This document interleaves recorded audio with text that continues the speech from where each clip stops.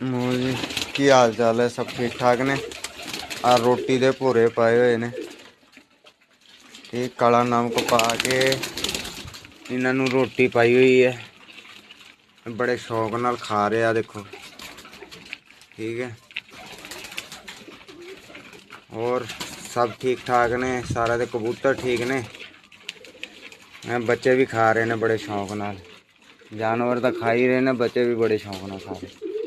आ बच्चे उड़ाने हैं जिन्होंने रंग लाया, ये उड़ते पे ने बच्चे, 6-6 7-7 घंटे मारते पे ने।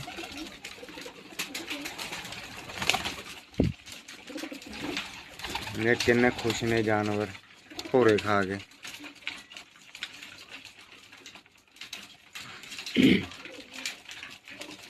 लाइक शेयर कमेंट जरूर करा करो मेरे वीर बन के।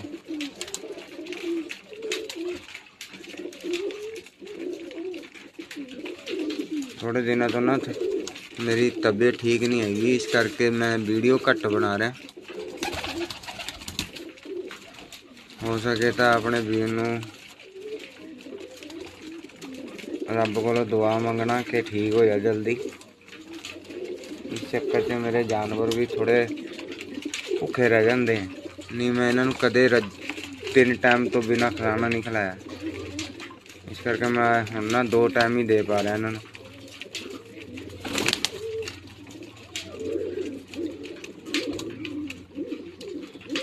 ये देख लो इन्ने बच्चे बाहर निकले आंदे, क्या बच्चा है छोटा जा,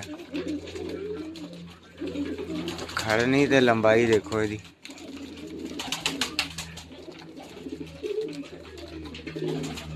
है बच्चा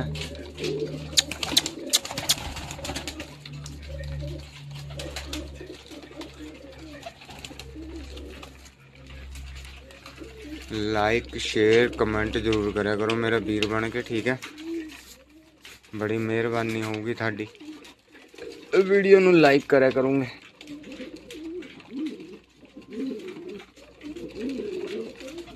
देख के दस्यो बच्चे थानू किद्दां दे लगे।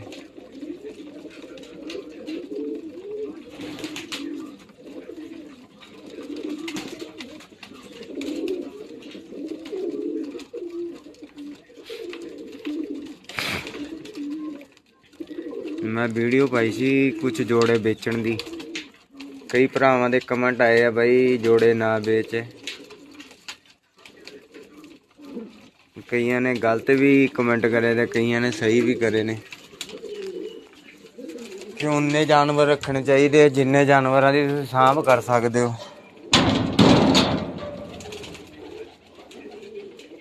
जानवर हो गए सी ज़्यादा, इस करके थोड़े सेल करने पे ते थोड़े रखने पे। हले भी इन्हां चों कुछ जानवर इदां दे जिहड़े देने पैने, मंगमे आए हुए। कई भरा अपने कबूतरबाज है, उन्होंने को लियाते मंगमे। लाइक शेयर कमेंट जरूर करो मेरे वीर बन के, ठीक है?